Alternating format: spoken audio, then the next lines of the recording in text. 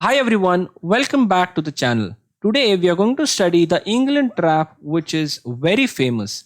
What makes this trap an interesting one is it is a trap from both the sides.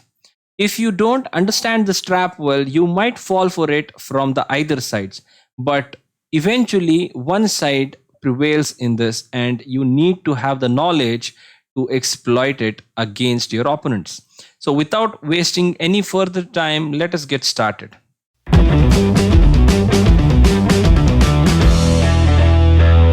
White starts with the first move d4, that is the queen's pawn opening, to which the England trap, the England Gambit, starts with the move e5, which is definitely a very surprising move because the pawn can simply take the e5 pawn. So d into e5. Let us study what happens if white takes this pawn, the gambit pawn. Knight c6, attacking this pawn on e5. Knight f3, defending the pawn along with development of a new piece. Queen e7, putting more pressure on this pawn. Bishop f4, trying to defend e5, trying to hang around with that extra pawn and not allowing black to regain the pawn. This is the critical position of the England Gambit, and you need to be absolutely aware of all the tricks to play this opening as white or black. By the way, I would not recommend you to play this England Gambit as black. I will explain you the reason, but for that you need to watch the complete video and understand this opening. Okay, so queen b4, check here, attacking the bishop at the same time. Now white has two important moves here. Either white can play queen d2, defending the bishop and blocking the check, or white can play bishop d2. Let us see queen d2 first. Now this is a very bad move. The reason being black can play queen into b2, attacking the rook, and the only way to defend the rook is to play queen c3. Now, can you guys pause here and find why this move is a big mistake and doesn't work for white? Yes, I think you found it correctly. Bishop b4. And white loses the queen. So this is absolutely winning for black. Right on the sixth move, guys. So let's go back. Instead of queen d2, white can play bishop d2. Now this is the main line that white should play. Black takes the b2 pawn here, attacking the rook. Now here white has two candidate options once again. One is bishop c3. Another is knight c3, simply developing the knight, not being bothered about the pawn on b2, which white has lost, and just continuing the game with a normal principle like approach. So first let us see what is the problem with bishop c3. If white plays bishop c3, black goes bishop b4, pinning the bishop. Now black is threatening queen into a1 actually because the bishop is pinned. So white has to deal with this threat. Now either white has to play queen d2 or white has to take. If white takes bishop into b4 here, instead of rushing and capturing the rook, black calmly takes knight into b4, pressurizing the c2 pawn, and also the a1 rook is hanging at the same time. Now here white can play a few desperate moves, but the position is already gone out of his control. For example, let's say knight a3, the knight is simply hanging and black is up a piece without any compensation for white whatsoever. Another option is he can play knight b d2, but then knight into c2. It's a check and the king has got no squares, so white's queen has to take. Black wins a queen without any compensation once again. So bishop into b4, as we saw, is a disaster for white. Another option is queen d2. Now I would want you to pause here again and try to find this interesting idea from black's side. Yes, I hope you found bishop into c3, guys. After bishop into c3, the point is black is eliminating the defender of this rook. And if white decides to capture the bishop with a knight, then the rook is hanging simply. And the position is winning for black easily. And another option here, if queen takes c3, the rook is defended. But one more critical point here, which is left undefended now, from where you can directly attack the king, the c1 point. By the way, guys, if you have not checked our video on the critical points thought process, you must go and watch it before you finish this video. To understand the thought process and make sure you never miss a tactic in your practical games. So after queen c3, there is a simple queen c1, one move checkmate here. This also wins for black. So now let's go back to the correct approach which white should implement against this Englund Gambit. White should play knight c3. Now, why do I like these kind of moves is the moves which black has played, queen e7, queen b4, queen into b2, all these are going out of the principles. England Gambit is an opening for black which does not follow the opening principles in the correct manner. Black is developing his queen, which is a major piece, right in the opening before his other pieces are developed, before getting castled, before the rooks are getting connected. And it has to have some drawbacks at least for playing in such a way. And knight c3, I think, is the move which indicates those drawbacks of black's previous four moves. Now, after knight c3, black can play bishop b4 or knight b4, continuing the pressure here with the knight or development of a new piece. If he plays knight b4, you don't have to worry about anything because you can simply go knight d4, defending c2.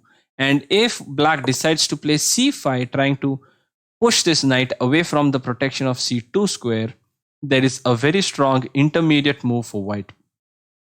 Rook b1. Attack the queen, and black cannot take the knight here. Black has to go queen a3, after which you can simply go knight db5, attacking the queen further and also threatening knight c7, queen a5, kick the knight. And now if you see the moves which black used to come forward towards white's position, white is now developing his position, improving his position, and at the same time gaining tempos on those pieces which had come forward far from black's camp without the support of other pieces. So black is definitely worse in this position, and white can rest assured that he has a lot of advantage out of the opening. Now, another option which we were discussing is bishop b4 here, developing a new piece and justifying the way that he has done nothing wrong in the opening by developing the queen before the minor pieces. But white plays here rook b1. The queen is pressurized, the queen has to go to a3. Now here there are two moves where white can gain advantage by. White can play knight d5 and also rook b3. I like knight d5 more, but rook b3 is also a very good way to gain advantage. Queen a5, a3, bishop into c3 has to be played because if the bishop goes back, then there is a very simple idea, knight b5, discovering an attack on the queen, putting pressure on c7, forking the king and rook. So the queen needs to go to b6, which it cannot actually in view of this discovered attack. Knight d6 check, and then the queen falls. So white is clearly winning here. And if black takes bishop into c3, queen c5, e3, simple development. White has a bishop pair. The pawn on e5 is well protected. Black's development is definitely behind as compared to white's. White is going to get castled very quickly. White is clearly better in this position. But as I earlier said that instead of rook b3, knight d5 is a better approach because it threatens knight c7 straight away and activates the piece around this king. So black has to play bishop into d2. Okay, black can play bishop a5 here, defending the c7 pawn, but then that doesn't work because of the move rook b5, pressurizing here, threatening bishop into a5, followed by knight into c7. And if he goes bishop b6, then white can simply chop off this bishop with the rook, sacrificing the exchange. A into b6 to defend the rook, knight into c7 check, king d8, knight into a8, queen into a8. Now this position can be played, but white is clearly better. If you look at the material odds, white has an extra pawn here, and also black's pawn structure is ruined. The castle is broken, the king is very weak, and white on top of that has a bishop pair where the center is also open, the dark squares are weakened. So this is another winning variation for white. Now instead of bishop a5, we were discussing what if bishop into d2. White can simply take the bishop with the queen, after which black needs to deal with this threat as queen a5 does not work in view of queen into a5, knight into a5, followed by knight into c7. So black has to play king d8, then queen g5 check, and suddenly now the tables are completely turned around. The one who's attacking here is white, and the one who had initiated attack was black. Why did this happen? Because black did not follow the opening principles. So in the short term, black felt that he's getting some attack, but actually that was not the case. In fact, black went into such a position where his pieces are not coordinated. The queen alone is sitting on the queen side, far away from his own king, and it's very difficult for black to defend the king and other important points in the position. Here black has to play knight g7, after which white can play e4, strengthening the knight, getting developed quickly and having a very strong attack against this vulnerable king right in the center of the board. So I hope all the tricks in the Englund Gambit are clear to you by now. So if you are trying to play this as black, first of all, I am not a big fan of this and I would not recommend you to play this as black. But if you happen to try it, do try it against a weaker player, because a stronger player will always exploit the fact that you are not following the principles, and you might end up into this kind of a position with your vulnerable king in the center. And if you're playing as white, and if your opponent plays the England Gambit against you, you can embrace it with both your arms open with a happy face and crush him using this variation knight c3. If you have found this video instructive, hit the like button, guys, and also support our channel by subscribing it, and do not forget to click the bell icon so that you will be notified with our latest video updates. Thanks a lot, guys, for watching. See you soon.